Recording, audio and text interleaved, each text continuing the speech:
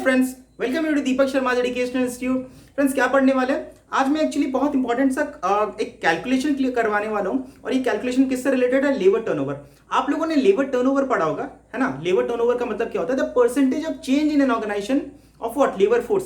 Labour force का कितना आना हुआ, कितना जाना हुआ ड्यूरिंग अ पीरियड, हम लोग उसको बोलते हैं लेबर टर्नओवर, राइट? अब लेबर टर्नओवर के बहुत सारे कारण हो सकते हैं। There are so many causes of labour turnover, right? Which can be personal cost और impersonal cost, which can be avoidable, which can be unavoidable. हमारा लेबर को किसी और जगह पे काम पसंद आ गया, वो हमें छोड़कर चले जाएगा। हमारे लेबर को उसका काम पसंद नहीं आ रहा, वो छोड़कर चले जाएगा। हो सकता है हमारा लेबर इनएफिशिएंट है, अच्छा काम करके नहीं दे रहा, हम लोग उसको अपने ऑर्गेनाइजेशन से निकाल देंगे। There can be so many reasons, right? तो अब देखो यार, लेबर टर्नओवर क्या अपने समझ गए, लेकिन लेबर कॉस्ट के साथ लेबर टर्नओवर के साथ बहुत सारा कॉस्ट एसोसिएटेड होता है, बहुत सारा कॉस्ट इनकर करना पड़ता है on account of labour turnover. मतलब जब लेबर हमारे ऑर्गेनाइजेशन से जाएगा तो हम लोगों को बहुत सारा खर्च करना पड़ता है। क्या खर्च करना पड़ता है सर? सोचो, जब लेबर हमें छोड़ करके जाएगा या हम उसे निकाल देंगे, क्या होगा? या फिर लेबर हमें जब हमारे ऑर्गेनाइजेशन को ज्वाइन करेगा तब क्या होगा? देखो, बहुत सारा कॉस्ट इनकर करना पड़ता है। जब लेबर गया, पुराना उसका ड्यूज जा, पुराना उसका सेटलमेंट था, उसका सेटलमेंट करना पड़ेगा, है ना? उसका ड्यूज को क्लियर करना पड़ेगा। अब सोचो, जब नए एम्प्लॉय आएंगे बिजनेस में, तो नए एम्प्लॉय जब आएंगे उनको ट्रेनिंग का खर्चा, रिक्रूटमेंट का खर्चा, है ना, उनका सिलेक्शन का खर्चा, ये सारा खर्च करना पड़ेगा हम लोगों को। ये सारा खर्च हम लोगों को क्यों करना पड़ा? ये खर्च करना पड़ा on account of labour turnover. Labour turnover हुआ बोल के हम लोगों को ये सारा खर्च करना पड़ा, ठीक है? तो हम लोग क्या करेंगे ना, जानने की कोशिश करेंगे। एक ऑर्गेनाइजेशन है और वो ऑर्गेनाइजेशन जानना चाहती है कि यार लेबर टर्नओवर के कारण में उनका कितना नुकसान हुआ। नुकसान होगा, कैसा नुकसान होगा सर? सोचो, जब लेबर टर्नओवर हुआ मतलब लेबर का आना जाना हुआ, है ना? मतलब सोचो, हमारे पास जो लेबर थे एग्जिस्टिंग, वो हमें छोड़कर चले गए और हमें उनको रिप्लेस करने के लिए और नए लेबर्स को लाना पड़ा। अब जब नए लेबर्स को लाना पड़ा, है ना, तब हम लोगों को सिलेक्शन पे, ट्रेनिंग पे, रिक्रूटमेंट पे खर्च करना पड़ा। ऑलराइट, ठीक है। लेकिन जब पुराने एम्प्लॉय गए तो हम लोगों को क्या करना पड़ा? पुराने ड्यूज का पेमेंट करना पड़ा, ठीक है। अब और एक सबसे इंपॉर्टेंट जो हमारा लॉस हो गया ड्यूरिंग द पीरियड, वो क्या हुआ बोलो तो? सेल्स का लॉस, सेल्स रेवेन्यू का लॉस। सोचो, हम लोग उस पीरियड में उतने लेवल पे ऑपरेट नहीं कर पाएंगे, उतना सेल कर नहीं पाएंगे जितना कर पा सकते थे, है ना? तो अगर सोचो यार, अगर हम लोग उतना सेल नहीं कर पाए, मतलब हमारे कंट्रीब्यूशन का लॉस हो गया, तो नंबर वन थिंग, हमारा कंट्रीब्यूशन का लॉस होगा, उसको कंसीडर करना पड़ेगा। सेकेंडली, बहुत सारा कॉस्ट अंकर करना पड़ा, क्यों? On account of labour turnover, उसको कंसीडर करना पड़ेगा। सेलिंग, अपना हम लोग का सिलेक्शन पे, ट्रेनिंग पे कितना खर्च हुआ, वो कंसीडर करना पड़ेगा। एंड एट लास्ट हम लोग एक कंक्लूजन पे आ सकते हैं कि हाँ, on account of labour turnover हमारे ऑर्गेनाइजेशन में कितना खर्च हम लोगों को इनकर करना पड़ा, ठीक है? It's very clear. एक क्वेश्चन लेते हैं एंड इस क्वेश्चन की मदद से हम लोग इसको समझने की कोशिश करेंगे, ठीक है? देखेंगे एक ऑर्गेनाइजेशन में कितना कॉस्ट इनकर हो गया। देखो, मेरे पास एक ये क्वेश्चन है, इसको मैं रीड आउट करता हूँ। क्वेश्चन कुछ ऐसा कहता है, the management of sunshine limited wants to have an idea of profit or loss that is foregone as a result of labor turnover। Labour turnover होने के कारण पिछले साल उनके बिजनेस में से कितना प्रॉफिट का उनको लॉस हो गया, कितना प्रॉफिट वो नहीं कमा पाए, है ना? ये हम लोगों को कैलकुलेट करना है। कहता है last year sales amounted to 66 lakh rupees and the PV ratio was 20%। I hope आपको पीवी रेशियो का मतलब पता है। पीवी रेशियो मतलब प्रॉफिट वॉल्यूम रेशियो, है ना? Contribution by sale into 100, that is PV ratio हम लोगों को दिया हुआ है। मैं बोलता हूँ जो गिवन डेटा है, पहले तो मैं उसको यहाँ पे आप लोगों के सामने लिख देता हूँ। सेल दिया हुआ है, ठीक है? लास्ट ईयर सेल कितना हुआ था? 66 लाख रुपीस का सेल हुआ था, ठीक है? पीवी रेशियो है जो कि है 20%। पीवी रेशियो 20% है, तो मैं क्या बोल सकता हूँ? कंट्रीब्यूशन कितना आया होगा? कंट्रीब्यूशन कितना आया होगा लास्ट ईयर?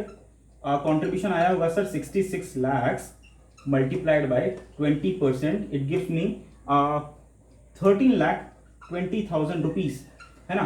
13,20,000 रुपीज का मैंने क्या कंट्रीब्यूशन कमाया होगा 66 लाख रुपीज का सेल करने से? Sorry, 66 lakh, okay? हाँ सर, इतना तक क्लियर है। फिर क्या हुआ? The total numbers of actual hours worked by the direct labour force was 3,45,000, है ना? अब एक नया डेटा कहता है direct labour hours work. Direct labour hours work मतलब एक्चुअली में वर्कर्स लोगों ने कितने घंटे काम किए हैं सर? 3,45,000 घंटे। The workers have worked for 3,45,000 hours, है ना? फिर क्या हुआ? As a result of delay by the personnel department in filling the vacancies due to labour turnover 75,000 potential hours were lost. मतलब देखो यार, लेबर टर्नओवर हो गया हमारे पास, है ना। एंड जो पर्सनल डिपार्टमेंट है वो ह्यूमन रिसोर्स डिपार्टमेंट, वो लोग क्या कर दिए ना, थोड़ा लेट कर दिए लेबर फोर्स को, जो लेबर चले गए उनके जगह में रिप्लेसमेंट करने के लिए नए लेबर को लाना था। अब वो नए लेबर को टाइम पे ला नहीं पाए, टाइम पे लेबर ला नहीं पाए, मतलब हमारे पास लेबर का शॉर्टेज, इसके कारण में हम लोगों को वो प्रोडक्टिव आवर्स मिल नहीं पाया, है ना। अब वो प्रोडक्टिव आवर्स मिल नहीं पाया तो उस प्रोडक्टिव आवर में प्रोडक्शन हो नहीं पाया, तो सेल नहीं हो पाया, सेल नहीं हो पाया तो हम लोगों को कंट्रीब्यूशन का लॉस हो गया। तो पहले मैं ये पता लगाता हूँ कि कितना प्रोडक्टिव आवर्स मेरा लॉस हो गया on account of labour turnover. कहता है प्रोडक्टिव आवर्स लॉस्ट है 75,000 आवर्स। 75,000 आवर्स जो है मेरा लॉस हो गया। प्रोडक्टिव आवर्स था, मतलब इन 75,000 आवर्स में मैं नॉर्मल कंट्रीब्यूशन कमा सकता था, जितना कंट्रीब्यूशन मेरे को कमाना चाहिए था उतना मैं कमा सकता था इस 75,000 घंटों में, लेकिन मैं कमा नहीं पाया। क्यों नहीं कमा पाया? क्योंकि ये घंटे तो मेरे पास अवेलेबल थे नहीं इस पीरियड में। 75,000 आवर्स मेरे पास वर्कर थे ही नहीं, तो थे नहीं तो प्रोडक्शन हुआ नहीं, प्रोडक्शन हुआ नहीं तो सेल हुआ नहीं, सेल नहीं हुआ तो मैं कंट्रीब्यूशन नहीं कमा पाया। तो मैं अब पता लगा सकता हूं कि मेरा कंट्रीब्यूशन लॉस कितना हुआ होगा। ठीक है, तो मैं निकालता हूं यहां पे working note number 1, calculation of contribution lost. Contribution loss मैं निकालता हूं। ठीक है, मैं आपको एक बात बताऊं, 13,20,000 रुपीज का जो आप लोगों ने कंट्रीब्यूशन ये वाला कमाया ना, ये कितने घंटे काम करके कमाया सर? 3,45,000 घंटे, 3,45,000 आवर्स घंटे काम करके आप लोगों ने 13,20,000 का कंट्रीब्यूशन कमाया। लेकिन मैं देखूं थोड़ा आगे कुछ और इन्फॉर्मेशन दिया हुआ है। हाँ, देखो मैं जो बोल रहा था वही है। कहता है the actual direct labour hours include 30,000 hours attributable to the training of new recruits, out of which the half of the hours were unproductive. The cost incurred consequent of labor turnover will ये ठीक है। देखो क्या कहता है, ध्यान से समझना। हाँ, कोशिश करता हूँ एक बार अच्छे समझाने की। देखो क्या हुआ, समझो ये चीज को मैं अभी नहीं लिख रहा हूँ। हमारे पास आप कहते हो 3,45,000 घंटे एक्चुअली वर्क हुआ है ना, इतने घंटे वर्कर एक्चुअली प्रोडक्शन में जुड़े हुए थे, काम हुआ है, ठीक है। लेकिन इन 45,000 घंटे में ना, तो मैं दो पार्ट लेता हूँ। इनमें से 3,15,000 घंटे एकदम प्रोडक्टिव है, एकदम प्रोडक्टिव है, मतलब इनमें प्रोडक्शन हुआ है। 3,45,000 घंटों में से क्वेश्चन कहता है कि 3,15,000 घंटा एकदम प्रोडक्टिव है, इनमें तो प्रोडक्शन हुआ है, पक्का हुआ है। लेकिन बाकी के 30,000 घंटे जो 30,000 आवर्स है ना, इनमें से कुछ पंगा है। कहता है इस 30,000 आवर्स में से ना, ये 30,000 आवर्स में हम लोगों को एलोकेट करना पड़ा ट्रेनिंग के लिए, है ना, नया रिक्रूटमेंट के लिए हम लोगों को ये 30,000 आवर्स एलोकेट करना पड़ा, जिसमें से 15,000 आवर्स जो है वो प्रोडक्टिव तो है, लेकिन ये जो बाकी के 15,000 आवर्स है वो अनप्रोडक्टिव है। अनप्रोडक्टिव है मतलब सोचो यार कि जब नए वर्कर आए, आप उसको ट्रेनिंग दे रहे हो एंड ट्रेनिंग पे 15,000 घंटा लग गया, और बाकी के ट्रेनिंग पे भी 15,000 घंटा लगा, लेकिन इस पीरियड में वो ट्रेनिंग के दौरान प्रोडक्शन तो निकाल पाए, आउटपुट निकाल पाए, लेकिन ये 15,000 आवर्स पूरा का पूरा अनप्रोडक्टिव रह गया, मतलब इसमें कोई प्रोडक्शन नहीं आ पाया। तो मैं कह सकता हूँ ना, 3,45,000 घंटों में से 3,15,000 एकदम प्रोडक्टिव है और 15,000 बिल्कुल प्रोडक्टिव है ना, ये सारे प्रोडक्टिव है, लेकिन ये 15,000 अनप्रोडक्टिव है, क्योंकि ये वो ट्रेनिंग का पीरियड है जिसमें आउटपुट नहीं आया। ये भी ट्रेनिंग का पीरियड है, ये 15,000 भी ट्रेनिंग का पीरियड है, लेकिन इसमें आउटपुट आया है, लेकिन इस 15,000 घंटों में आउटपुट नहीं आया। That is why it is unproductive, but this one is productive and this one is productive. ये टोटल कर लो तो कितना आता है, 3,15,000 और 3,15,000, ये टोटल आ गया 3,30,000। 3,30,000 hours is total productive hours. And मैं कह सकता हूं कि ये जो 13,20,000 13,20,000 रुपीज का आप लोगों ने जो कंट्रीब्यूशन कमाया है, ये इन्हीं 3,30,000 घंटों में कमाया होगा, क्योंकि इसमें तो आउटपुट हुआ ही नहीं है। ये 15,000 घंटे तो पूरे के पूरे अनप्रोडक्टिव रह गए जो ट्रेनिंग में लगे हमको, इसमें तो कोई आउटपुट नहीं आया। तो ये 15,000 घंटों में कोई भी आउटपुट नहीं आया होगा, मतलब ये कंट्रीब्यूशन को कमाने में ये 15,000 का शेयर तो है ही नहीं है। ये 13,20,000 रुपए जो भी हम लोगों ने कंट्रीब्यूशन कमाया था पिछले साल, वो इन्हीं 3,30,000 घंटों में कमाया था, राइट। तो ये आप लोगों को कैलकुलेशन समझ आ गया, आई होप मैं समझा पाया हूँ, ठीक है। चलो एक और चीज लेते हैं यहाँ पे, कंट्रीब्यूशन लॉस में निकाल रहा था। मैं कहता हूँ जी 13,20,000 रुपीज का आप लोगों ने क्या बोला, कंट्रीब्यूशन कमाया था, ठीक है, लेकिन ये कितने घंटे काम करके, एक्चुअली कितने प्रोडक्टिव घंटे आप लोगों ने काम किया जिसके कारण से आप लोग ये 13,20,000 रुपीज का कंट्रीब्यूशन कमा पाए थे।